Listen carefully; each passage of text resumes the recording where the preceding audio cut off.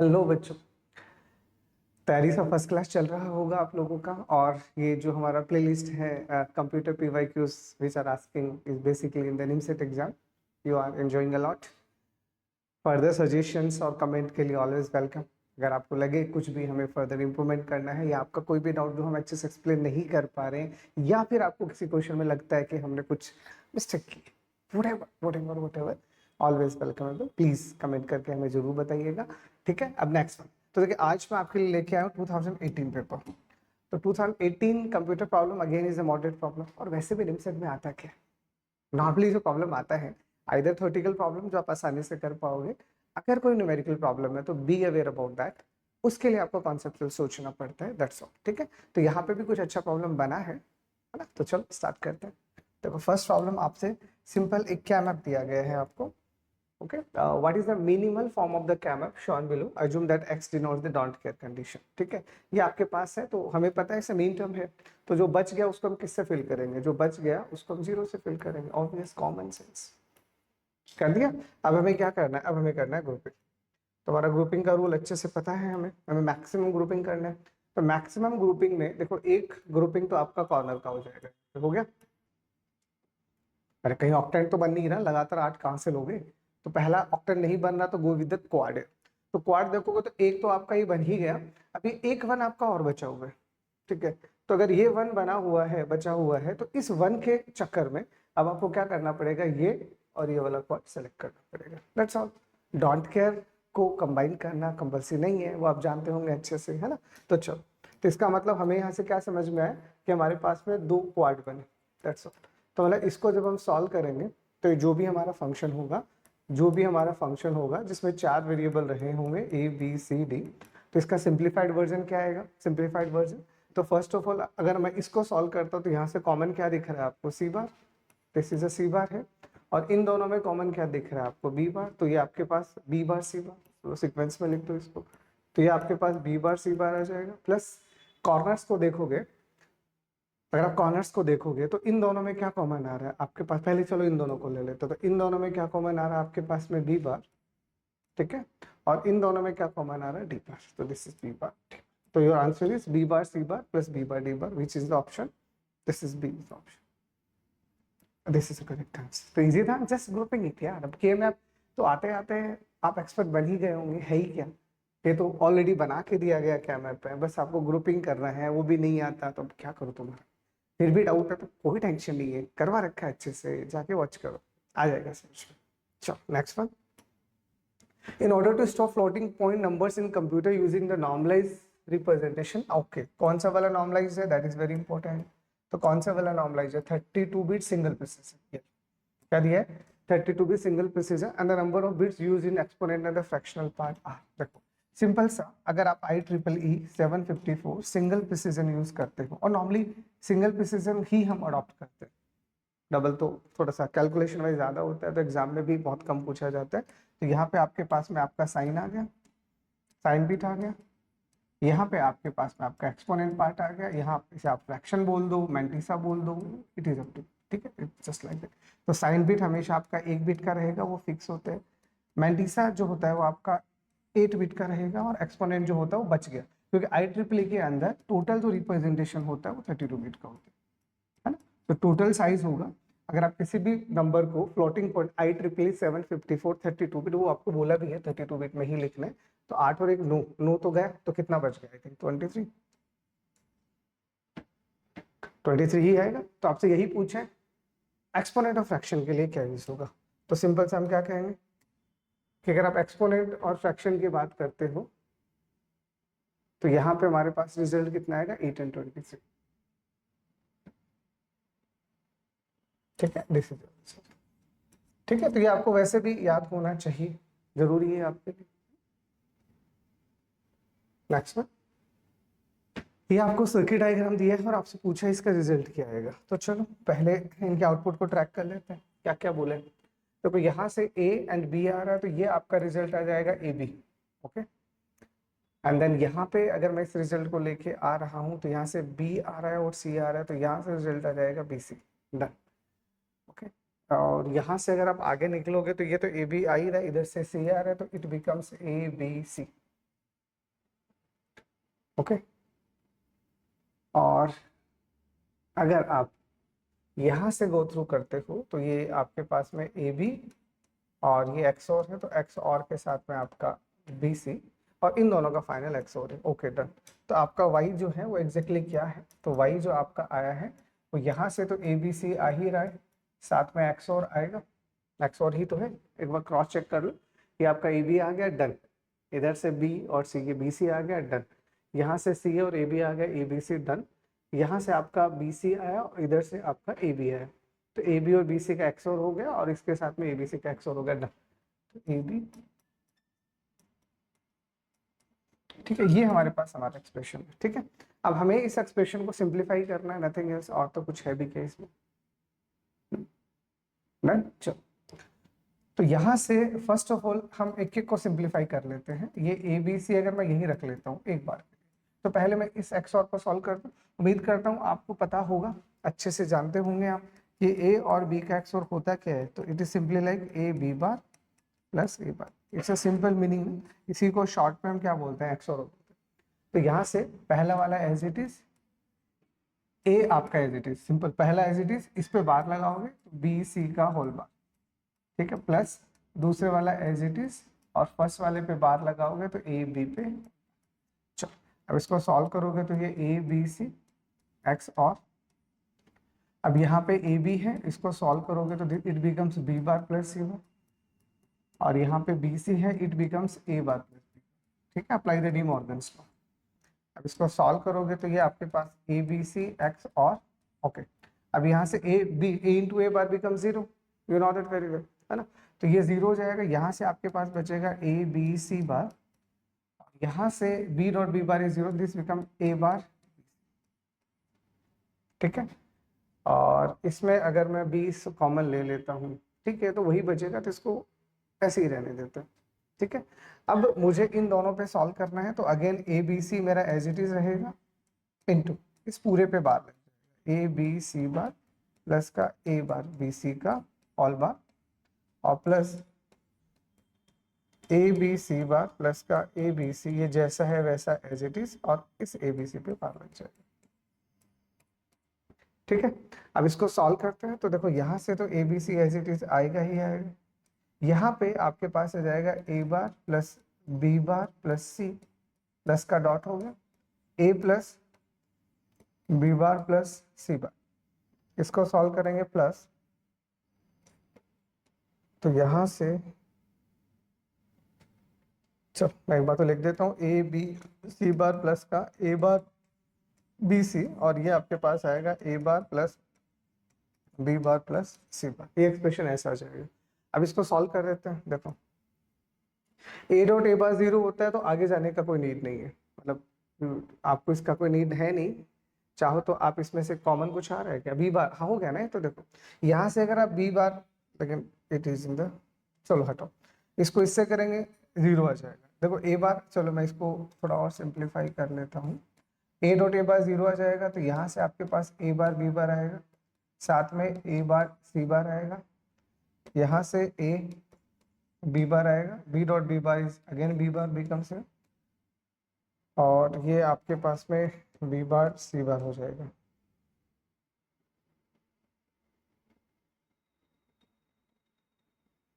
ठीक है, यहाँ से ए डॉट ए बार जीरो हो गया, ए बार बी बार आ गया आपके पास में, ए बार सी बार आ गया, ए बी बार आ गया, B dot B bar dot B bar हो चुका है, और बी बार सी बार आ गया, और इसको सॉल्व करोगे तो प्लस का ए सी प्लस का बी बार सी। ठीक है, एक्सप्रेशन थोड़ा सा लेंदी हो गया, बट ठीक है, चलेगा। अब देखो यहाँ पे ये वाला एक्सप्रेशन मैं लेटर ऑन देख लेता हूँ, पहले मैं इसी को सिंप्लीफाई कर लेता हूँ। अगर आप इसी को सिंप्लीफाई करोगे तो देखो A dot A bar become zero, A dot A bar become zero, B dot B bar become zero, B dot B bar become zero, B dot B bar become zero, सिर्फ एक term आएगा और बाकी cancel हो जाएगा, तो सिर्फ ए सी के साथ आएगा। तो इसको जब आप सिंप्लीफाई करोगे तो it becomes A B C only. ठीक है, इसको जब आप सॉल्व करोगे तो देखो बाकी कहीं ना कहीं या तो ए बार या बी बार आ रहा है, ये बार जीरो हो गया, ये ए बार जीरो हो गया, ये बी बार जीरो हो गया, B bar zero, B bar zero, B bar zero, तो सिर्फ एसी बचेगा। तो इस पूरे ब्रैकेट से सिर्फ आपका एसी बचेगा, फिर लास्ट वाला एक ब्रैकेट और बचा होगा, है ना। तो मैं इसको इस रिजल्ट को एक बार यहीं लिख देता हूँ, जिसे आगे फर्दर हम देख लेंगे। और उस वाले को अगर आप सॉल्व करते हो तो देखो अगेन, इसको इसके साथ करोगे 0 हो जाएगा, इसको इसके साथ करोगे 0 हो जाएगा, इसको इसके साथ करोगे बचेगा। तो ये आपके पास बचेगा ए बी सी बार, है ना, क्योंकि यहाँ ओके। और इसको इसके साथ करोगे तो बचेगा बिल्कुल ए बार बी सी, ये ए बार बी सी बचेगा। और इसको इसके साथ करोगे तो 0 हो जाएगा। तो एट द एंड जब आप इस पूरे को सॉल्व करोगे तो 3 टर्म्स आपके पास निकल के आएगी। अब यहाँ से अगर आप ए बी कॉमन लोगे तो सी प्लस सी बार 1 होता है, तो it become just like that. और यहाँ से अगर आप b कॉमन लोगे तो this is a plus A बार सी। और a plus A bar p पे अगर आप ऑगमेंटेशन रूल लगाओगे तो यहाँ से a बार हट जाएगा, तो it becomes b into A plus C. और it is your correction, this C is your correct answer. थोड़ा लेंदी था, अब एग्जाम में सारे क्वेश्चन आसान थोड़ी होते हैं, कुछ तो लेंदी आएंगे, है ना, तो भी प्रैक्टिस है वो। अब आपका प्रैक्टिस होता है, जब क्वेश्चन लेंदी हो तो अपने आप पे कूल माइंड से सिर्फ और सिर्फ कैलकुलेशन करते रहो, कंफ्यूज नहीं होना। ऐसे नहीं है लेंदी क्वेश्चंस को देख के रुक गए, ठीक है। मैंने थोड़ा सा अप्रोच ऐसा रखा था, चाहता तो मैं इस एक्स और को डायरेक्ट इंटरप्रेट कर सकता था, वो ज्यादा बेटर रहता, उम्मीद करता हूँ। वो मैंने इसको एक्सप्लेन एक बार ऐसा कर दिया। बाकी इसका अच्छा तरीका ये और होता कि आप इस एक्सोर का एक्सोर ही होने देते और इस पे बार लगा देते तो एक्स नॉर बन जाता, वो और ज्यादा इजी तरीका होता। करके दिखाऊं, चलो देखते हैं, उसको भी देखते हैं। तो अगर आप इसी को करते मान लो, तो ये आपके पास में ए बी सी एक्स और ये आपके पास ए बी एक्स और बी सी है। देखो ए बी एक्स और बी सी, तो आप इसमें ऐसा भी कर सकते थे कि इस पर डायरेक्ट एक्स और लगा दो, तो ये A B C as it is आएगा। और यहाँ पे ए बी और इसके साथ में बी सी के साथ में आपका और आ जाएगा, और plus A B plus B C यहाँ पे आ गया, और यहाँ पे आपके पास में ए बी सी का और आ जाएगा। अब यहाँ से अब आपको समझ में आ रहा है ये क्या बन गया, ये आपका एक्स नॉर बन गया, एक्स नॉर बन गया।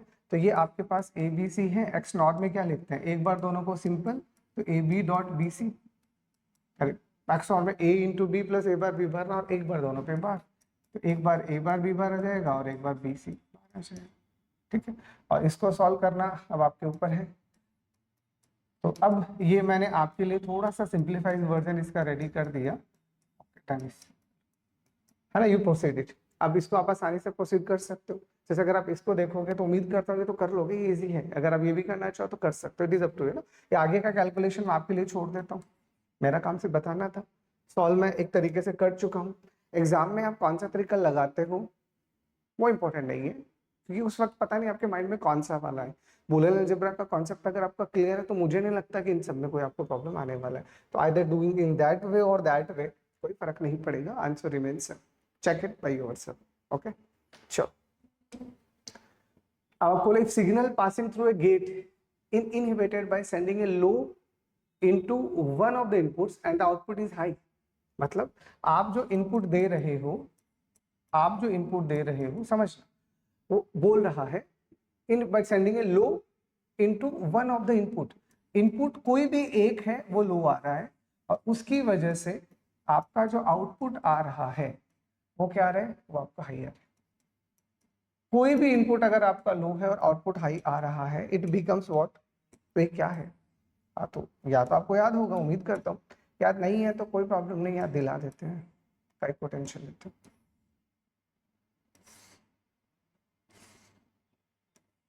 चलो देखो, अगर ये ए है और ये बी है, 0 0 1 1 0 1 0, ठीक है। तो मैं डायरेक्टली आप लोगों के लिए ए डॉट बी का बार कर दूं, मतलब मैं क्या कर रहा हूँ, मैं नैंड गेट कर रहा हूँ। तो नैंड गेट क्या कहते हैं, एंड करोगे तो 0 0 1 आएगा और ये 1 1 1 0 आएगा, ऐसा ही आएगा। तो अब जरा गौर फरमाइएगा, आपको क्या बोला है कि जब जब आपका इनपुट लो है, तो इनपुट लो है मतलब यहाँ 0 है, यहाँ 0 है और यहाँ 0 है, कोई भी है, एनी वन ऑफ them। इसमें यही बोला है, passing through gate is enabled by sending a low into one of the input. हो सकता है दोनों 0 या हो सकता है कोई एक 0, तो कोई एक इनपुट आपका 0 है, in always case your output will be high है। अगर दोनों के दोनों हाई हैं तभी लो हुआ है, बाकी जब भी अगर आपका इनपुट लो रहा होगा आपका आउटपुट 100% हाई रहा होगा। तो कौन सा वाला गेट है, ऑब्वियस है, this is the NAND gate. अरे ये तो आप में कॉमन सेंस वाली बात है, आपको याद होना चाहिए, नहीं भी याद है तो कोई दिक्कत नहीं है। मान लो अगर ऐसा कोई कंफ्यूजन आ ही गया हाँ तो क्या फर्क पड़ता है, ऑप्शन दे रखे हैं, नॉर, नैंड, एंड और चारों का टेबल बना लो ना यार, और ऑब्जर्व कर लो कि चलो जो बोला गया है वो सारी कंडीशंस कौन सेटिस्फाई कर रही है। तो लो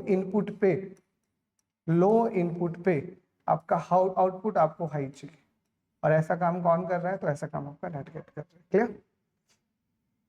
the next one, okay, it's a simple number system problem. क्या दिया है, रूट 224 को अपन कैसे लिखेंगे, 2r² प्लस 2r प्लस 4, यही आएगा। 2r बिल्कुल सही, यही आएगा, is equal to r plus 3, और रूट हटाना तो स्क्वायरिंग बोथ साइड, तो 2r² प्लस 2r प्लस 4, और यहाँ स्क्वायरिंग करोगे तो r प्लस 3 का होल स्क्वायर, लिख दो डायरेक्टली, तो कितना आएगा, r² प्लस का 9 और प्लस का 6 है। ओके, तो ये आपके पास आ जाएगा r² माइनस का 4r और माइनस का 5 इज इक्वल टू 0। जैसे क्वाड्रेटिक सॉल्व करो तो 5 का फैक्टर 5 एकम 5 है, 5 एकम 5, बस आपको चाहिए माइनस का 4 है, तो माइनस का 5 और 1, यही लिखोगे। तो इसका मतलब r का वैल्यू यहाँ से कितना आना चाहिए, 5 एंड -1। r का वैल्यू कितना आना चाहिए, 5 और -1, है ना। उम्मीद करता हूँ आपको क्वाड्रेटिक का शॉर्टकट आता होगा। अरे यार नहीं आता है तो देख लो कैसे लिखोगे इसको, r-5 और r+1 ही ना, यही तो लिखोगे। लो इसको सॉल्व करोगे तो -4 और -5 आ गया, तो इसका मतलब r का वैल्यू या तो 5 आएगा या -1 आएगा। अब as we know very well कि बेस का वैल्यू कभी -1 नहीं होता, उड़ा दो। अब क्या r का वैल्यू 5 हो सकता है, क्या r का वैल्यू 5 हो सकता है, तो चेक इट बोले तो। अब ये आपका r, देखो एग्जाम में किसी भी क्वेश्चन पे अंधविश्वास मत करना, प्लीज क्रॉस वेरीफाई इट, क्योंकि एग्जामिनर आपके दिमाग से खेल सकते हैं। तो अगर 5 है तो यहाँ अगर मैं 5 लिखता हूँ तो यहाँ पे जो डिजिट है वो 5 से छोटे होने चाहिए, और यहाँ पे अगर मैं 5 लिखता हूँ तो 5 से छोटे होने चाहिए, मतलब बिल्कुल सही बात है। तो अब मैं इसे ओके करूंगा और ये ठीक है, तो this is your correct answer. The next one, what type of errors are not detected by assembler. Assembler क्या है, देखो जब हम ट्रांसलेटर्स की बात करते हैं सिंपल प्रोग्रामिंग में, ठीक है, ट्रांसलेटर्स का काम क्या होता है, ट्रांसलेटर्स का काम होता है किसी भी सोर्स कोड को मशीन कोड में कन्वर्ट करना। तो हमारे पास 3 तरह के ट्रांसलेटर्स होते हैं, दैट्स ऑल। पहला आपके पास होता है असेंबलर, दूसरा आपके पास होता है कंपाइलर, ठीक है, और तीसरा आपके पास होता है इंटरप्रेटर, ठीक है। असेंबलर का काम कहाँ, सिर्फ असेंबली लैंग्वेज पे काम आता है, क्या करता है, असेंबली के मैनोमोनिक्स को बाइनरी में बनाने के लिए। कंपाइलर क्या करता है, किसी भी लैंग्वेज में जहाँ कंपाइलर सारे कोड को एक साथ रीड करेगा, if it produce any error तो उसके हिसाब से काम करेगा, और ये लाइन बाय लाइन काम करते हैं। तो फिलहाल हमें बोला है असेंबलर के बारे में, तो हम बाकियों पे अभी दिमाग ना लगाएं, असेंबलर ही पे लगाएं। तो देखो असेंबलर में जब हम बात करते हैं किसी भी लैंग्वेजेस में, जब हम एरर्स की बात करते हैं बेसिकली, तो हमारे पास में नॉर्मली 2 ही तरह का एरर्स हम काउंट करते हैं। पहला आपका कंपाइल टाइम एरर और दूसरा आपका रन टाइम एरर, ठीक है। पहला आपका कंपाइल टाइम एरर और दूसरा आपका रन टाइम एरर, ठीक है। Compile time error related to the syntax, ये आपके किससे रिलेटेड होगा, ये आपके सिंटैक्स से रिलेटेड होता है बेसिकली, ठीक है। तो सिंटैक्स से रिलेटेड एरर तो आपका असेंबलर, कंपाइलर, इंटरप्रेटर तीनों ही देता है। सिंटैक्स एरर में तो तीनों ही अपने आप में अप्रोप्रिएट है। तो syntax error, which type of errors are not, तो ये तो सब देंगे ही देंगे, मतलब ये ऑप्शन नहीं हो सकता। दूसरा हम बात करते हैं run time error, logical error. देखिए क्या है run time error, logical error, in some books basically वो ये कहते हैं कि रन टाइम एरर ही लॉजिकल एरर है, तो ऐसा कुछ नहीं है। Logical error means what, run time error means what, run time error का मतलब कुछ ऐसा एरर जिसका लॉजिक कंप्यूटर को नहीं पता, जैसे कि एनी नंबर डिवाइड बाय 0। अगर आप किसी भी नंबर को 0 से डिवाइड करोगे तो रिजल्ट क्या आएगा, ये आज तक हमें ही नहीं पता। हम मैथ्स वाले ढूंढ रहे हैं, कंप्यूटर वाले कहाँ से निकालें, means we can't divide number with 0। तो this is basically run time error. और ये रन टाइम एरर में सिंटैक्स सही है, बट वो लॉजिक एग्जिस्ट ही नहीं करता। बट इसी में अगर मैं आपसे बोलूं कि चलो लॉजिकल एरर क्या होगा, तो लॉजिकल एरर क्या है, लॉजिकल एरर अलग चीज है, रन टाइम एरर अलग चीज है। तो लॉजिकल एरर क्या बोलेगा, लॉजिकल एरर लॉजिक से रिलेटेड एरर की बात करते हैं। मतलब आप प्रोग्रामर हो and that is your responsibility to write the correct logic. मतलब आपने लिखा कुछ और आउटपुट कुछ और आ रहा है, आपने लिखा कुछ और आपका आउटपुट कुछ और आ रहा है। आउटपुट आ रहा है but that is not logically correct. तो लॉजिकल एरर की रिस्पॉन्सिबिलिटी किसकी? भैया ये रिस्पॉन्सिबिलिटी तो प्रोग्रामर की है। भाई तुम अगर गलत लॉजिक लिखोगे तो गलत आउटपुट आएगा, सही लॉजिक लिखोगे तो सही आउटपुट आएगा। इसमें बेचारे मीडिएटर क्या कर लेंगे, ट्रांसलेटर्स क्या कर लेंगे, है ना। तो logical error is not the part of this. तो हमारे पास क्या क्या बच गया? Run time error. तो रन टाइम एरर को हमारा असेंबलर नहीं ढूंढ सकता, बेसिकली ये ध्यान रखना, it's not detected by the assembler. तो the correct answer is this. ठीक है, तो बी इज योर आंसर। तो consider the equation this. Okay, तो आपको सिंपल सा इक्वेशन दिया है 43x and y38. I think this is also the repeated problem of the PYQs. I think ये पहले आ चुका है, फिर भी अपन करते हैं सॉल्व।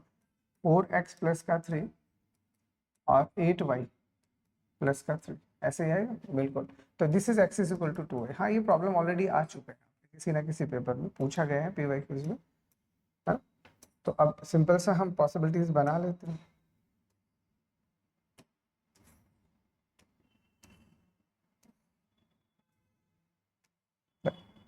यहाँ पे x है और यहाँ पे y है। Okay, what is the restriction for the x है? तो यहाँ पे आपको साफ साफ दिख रहा है कि जो भी x का वैल्यू आएगा वो 4 से बड़ा आएगा, यानी 5 या 5 से बड़ा आएगा, क्योंकि बेस हमेशा अवेलेबल डिजिट से बड़ा होता है। और अगर आप y की बात करते हो तो y हमेशा 8 से छोटा आएगा, मतलब लेस देन इक्वल टू 7 आएगा। This is restriction. ठीक है, तो हम स्टार्ट करते हैं y से ही। अगर मैं y का वैल्यू यहाँ पे 7 रखता हूँ तो x कितना आएगा? 14। y का वैल्यू अगर मैं 6 रखता हूँ तो कितना आएगा? 12। 5 रखता हूँ तो 10, 4 रखता हूँ तो 8 और 3 रखता हूँ तो 6। जैसे 2 रखूंगा ये 4 आ जाएगा, और ये नहीं हो सकता, तो आगे मैं नहीं जा सकता। तो इसने यही पूछा how many possibilities are there, तो जस्ट काउंट इट। ये सारे के सारे वैलिड है, तो 1 2 3 4 5, तो 5 possibilities are there.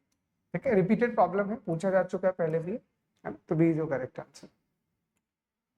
The next one. ठीक है, this is again repeated problem asking in 2017 ये 17 में भी है और 18 में भी है, रिपीटेड है। तो सिंपल सा फॉर्मूला आपको याद हो गया होगा। कभी भी आपको इफेक्टिव एक्सेस टाइम निकालना है तो this is the hit, this is the cache time, this is the man memory time. और अगर मिस होता है तो पहले आपको कैशे टाइम लिखना है और जो भी आपका मेमोरी का टाइम है उसको ट्वाइस करना है। ठीक है, अब इसको सॉल्व करोगे तो हिट रेशियो आपको कितना दिया है? 15%, तो यानी 0.15। ठीक है, कैशे का टाइम आपको दिया गया है 10 माइक्रोसेकंड, और 10 माइक्रोसेकंड को अगर आप मिली सेकंड में बनाओगे तो 0.001 मिली सेकंड। ये पूरा मैंने 2017 में करवा रखा, please go through with that, है ना। मैं थोड़ा भी फास्ट कर रहा हूँ। प्लस 10 मिली सेकेंड और यहाँ पे 0.85 मल्टीप्लाई बाय 0.001 प्लस 2 इंटू 10। इसको पूरा का पूरा सॉल्व कर लीजिएगा और आपका आंसर आएगा 1.85 millisecond. This is answer. This is a repeated problem which was also asked in 2017। 18 और 17 लगातार पूछा गया था, तो होता है ना। अब आप अगर सारे PYQs को देख रहे हो तो आपको लग रहा होगा कितने सारे प्रॉब्लम रिपीट हो सकते हैं, डायरेक्ट नहीं तो इनडायरेक्ट सही रिपीट तो हो ही रही है। तो ठीक है, इसीलिए तो कह रहा हूँ कि PYQs को अच्छे से निकालना किसी भी एग्जाम में सिलेक्शन का पहला सीढ़ी होता है। अब किसी बच्चे ने सारे PYQs अच्छे से निकाल रखे हैं, रटना नहीं है, ऐसा नहीं याद कर लिया इसका ए इसका बी, भाई डेटा भी तो बदल सकता है, तो थोड़ी बुद्धि लगाओ, इंसान बनो इंसान। चलो next one. What are the values of R1 and R2 respectively in the expression? तो आपका एक्सप्रेशन दिया है 235, एक बेस आपको दिया है R1, ठीक है, is equal to 565 into base 10, और ये आपको दिया गया 1065, दिस इज R2। ठीक है, तो बेस हमें नहीं पता, निकालना है हमें, हाँ तो कर लेते हैं। तो इसका सीधा एक्सप्रेशन बना लें। तो इसका एक्सप्रेशन बनाओगे तो वैसे कितना आएगा? 2 R1 स्क्वायर प्लस का 3 R1 और प्लस का 5। आगे सीधा ही बना बोलोगे, रखे करो। अब रखो यहाँ पे, देखो किससे 565 आ रहे, तो मैं पहले ये R1 है तो मैं R1 का वैल्यू पहले 8 रखता हूँ। तो अब 8 रखूंगा तो कितना आएगा?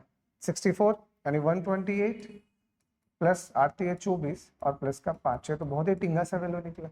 अगर ये R1 का वैल्यू सच में 8 होता तो ये तो आना चाहिए 565, है ना, बट ये तो नहीं आ रहा, मतलब गड़बड़ है मामला, छोटा नंबर आ रहा है, तो 8 तो नहीं होगा।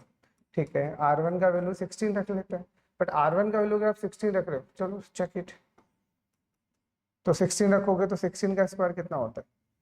256, तो 1024, ये कुछ हद ज़्यादा हो गया, तो भैया ये भी नहीं लेने। ठीक है, तो R1 का वैल्यू 8 ले लेते हैं। तो अगर आप 8 लेते हो तो 64, अगर आप यहाँ से 8 लेते हो तो R1 का वैल्यू, अगर आप पहले तो चेक कर लो कैलकुलेशन तो परफेक्ट है ना, गड़बड़ तो नहीं कर दिया। ठीक है, कैलकुलेशन तो ओके। तो यहाँ से अगर आप R1 का वैल्यू 8, तो पहले से गड़बड़ हो चुका है।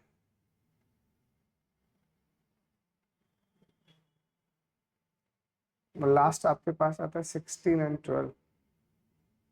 8 और 16 से निकल क्यों नहीं रहा? चलो मैं एक बार चेक करता हूँ फिर से। आई थिंक सो मैंने कहीं कैलकुलेशन मिस्टेक ना मारती हुई। तो R1 में एक पॉसिबिलिटी 8 है और एक पॉसिबिलिटी 16 है। तो पहले मैं R1 के दोनों पॉसिबिलिटीज निकाल लेता हूँ। अगर यहाँ R1 का वैल्यू 8 रखूंगा, 8 का स्क्वायर होता है 64, और 64 को 2 से करोगे 128, 8 16 8 3 24 प्लस का 5 29, तो 128 में 29 जोड़ोगे तो कितना आएगा? तो 157 ही आएगा, नहीं बात पड़ेगी इससे। 16 रखोगे तो कितना आएगा? 2 इंटू 16 का स्क्वायर कितना होता है? 256। ओके, यहाँ मैंने गलती कर दी, सॉरी, 256 दिस इज करेक्ट है। और ये दिस इज 3 इंटू 16 प्लस 5, बिल्कुल ये सही है, क्योंकि ये 512 आ रहा है जो मैं भी 1024 कर रहा था। 16 3 48, और 48 में 5 ऐड करोगे तो 53 है, विच बिकम 565, बिल्कुल सही है। इसका मतलब R1 8 नहीं हो सकता, R1 तो 16 ही होगा। तो ये नहीं हो सकता, ये नहीं हो सकता, दो ऑप्शन हो गए। अब बचा है R2।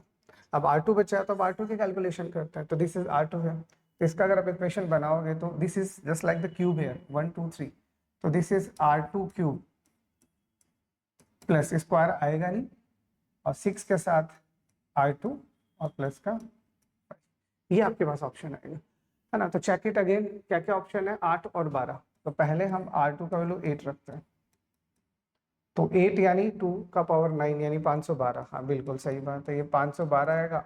8 6 48 प्लस 5, हाँ बिल्कुल डन, ये तो सेम आ गया। तो this is your correct answer, है ना। तो जब ये सही हो ही गया, इसका मतलब अगर मैं 12 रखूंगा तो ज्यादा ही आएगा ना, तो दिस इज करेक्ट है। Okay, which becomes 565 done in decimal. तो इसको जब आप सॉल्व करोगे तो इसका करेक्ट आंसर आएगा आपका R1 16 होना चाहिए और R2 8 होना चाहिए। तो 16 8 इज इन ऑप्शन नंबर। तो this is the correct answer. Check it, just पहले इक्वेशन बना लो और फिर वैल्यू हीट एंड ट्रायल से सॉल्व कर लो। नेक्स्ट आपके पूछा है which of the following expression does not express exclusive NOR gate. आपसे क्या पूछा है? एक्सक्लूसिव नॉर गेट, शॉर्ट में क्या बोलते हैं? X nor. तो एक्सक्लूसिव नॉर गेट को हम कैसे लिखते हैं? नॉर्मली एक्सक्लूसिव नॉर गेट को लिखने का ये एक नोटेशन होते हैं। कुछ बुक वाले एक्सक्लूसिव नॉर गेट को ऐसे लिख देते हैं, जिसका मतलब पहले दोनों सिंपल फिर दोनों inverted. This is the meaning of this. ठीक है, अब इसी को लिखने का एक और तरीका है, मतलब एक्स नॉर अगर आपको लिखना है तो this is one of the way, या तो आप इसको ऐसे लिख दो या तो आप इसे ऐसे लिख दो, मतलब सिंपल सा। अगर आप एक्सक्लूसिव और ऐसे लिख दो मतलब, या फिर दूसरा इसी को लिखने का एक और तरीका है।